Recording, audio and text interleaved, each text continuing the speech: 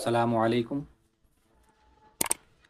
आज की वीडियो में आज की अच्छी बात में हम अल्लाह की कुदरत पर बात करेंगे, ज़मीनों और आसमान की पैदावार पर।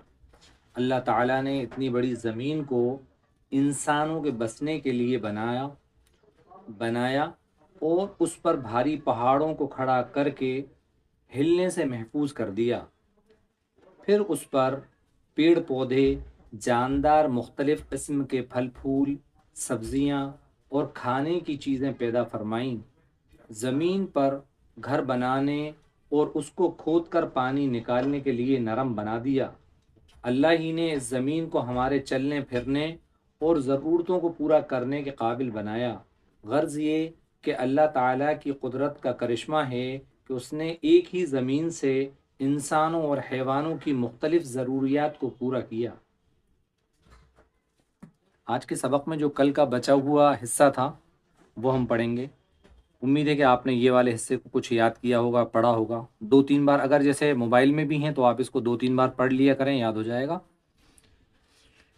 दाल हे काफ ज़बर धक, ते हे मीम ज़बर थम, जीम हे टे ज़बर झट, चे हे नून ज़ेर छिन।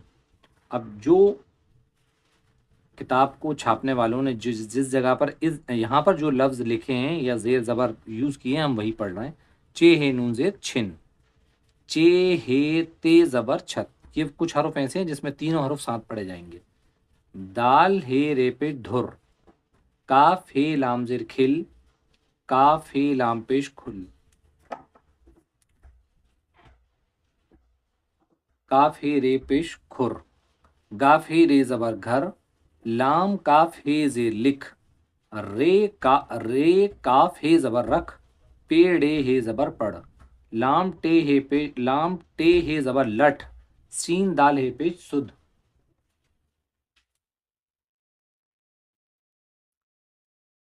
एक बार और पढ़ लेते हैं इसको। दाल हे काफ ज़बर धक, ते हे मीम ज़बर थम, जीम हे टे ज़बर झट, चे हे नून ज़ेर छिन, चे हे ते ज़बर छत, दाल हे रे पेश धुर, काफ हे लाम ज़ेर खिल, काफ हे लाम पेश खुल,